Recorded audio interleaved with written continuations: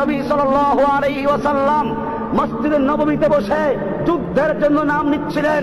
এই সময় একজন সাহাবায়ে কেরাম একজনের পর একজন দাঁড়িয়ে নাম লেখাচ্ছেন। একজন মহিলা নিজের দুধের সন্তানকে এনে পেশ করছেন, ইয়া রাসূলুল্লাহ, আমার এই দুধের শিশুটিকে আপনি জিহাদের জন্য কবুল করে নিন। আল্লাহর নবী বলেছিলেন, আমি তো যুদ্ধের জন্য নাম নিচ্ছি, বাচ্চাদের খেলার জন্য নাম নিচ্ছি না। তোমার এই বাচ্চা না তীর চালাতে পারবে, না তরবারি চালাতে পারবে, না ঘোড়ায় বসতে পারবে, না উঠে বসতে পারবে, না ঢাল ঘুরাতে পারবে।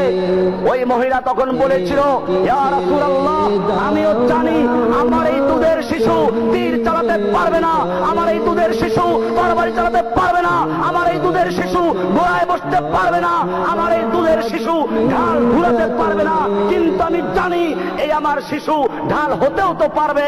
আপনাকে লক্ষ্য করে যখন দুশমনরা তীর ছুঁড়ে মারবে, আপনাকে লক্ষ্য করে যখন দুশমনরা তরবারি আঘাত করবে, সেই মুহূর্তে আপনার সামনে আমার এই দুধের সন্তানকে ঢাল স্বরূপ পেতে ধরবেন, আমার সন্তান টুকরো টুকরো হবে, আপনার দেহ রক্ষা পাবে, আমি সেজন্য দান করেছি। ভাইয়েরা আমার, এই মজলিসে তখন রোমের গোয়েন্দারাও ছিল।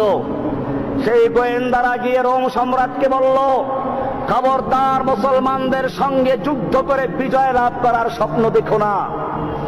রোম সম্রাট জিজ্ঞেস করলো, ব্যাপার কি? মুসলমানদের সৈন্য কি আমাদের চেয়ে অনেক বেশি? গোয়েন্দারা বলল, না, সৈন্য তাদের অনেক কম। বলে, তাহলে তাদের কি অস্ত্র অনেক বেশি? বলে, না, তাদের অস্ত্র নেই। তাহলে কি তাদের গায়ে শক্তি অনেক বেশি? বলে, না, তারা জীর্ণ শীর্ণ শুকনো রুটি খায়। তখন রোমের সম্রাট রাগ করে বলল, কেন আমাকে ভয় দেখাচ্ছ? আমার সাহস ভেঙে দিচ্ছ। অস্ত্র আমাদের বেশি, সৈনিক আমাদের বেশি, গায়ে শক্তি আমাদের বেশি, কেন আমাকে ভয় দেখাচ্ছ?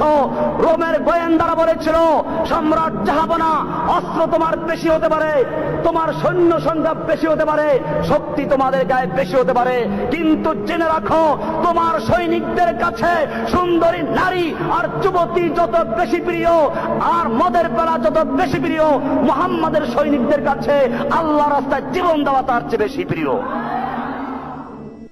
ইন্নাল্লাহা আশতারা মিনাল মুমিনিনা আনফুসাহুম ওয়া আমওয়ালাহুম বিআন্না লাহুমুল জান্নাহ يقاتلون في سبيل الله فيقتلون ويقتلون وعدا عليه حقا في التوراة والإنجيل والقرآن ومن أوفى بعهده من الله فاستبشروا ببيعكم الذي بايعتم به وذلك هو الفوز العظيم. اقرأ أخيا ورتل القرآن اصبح بصوتك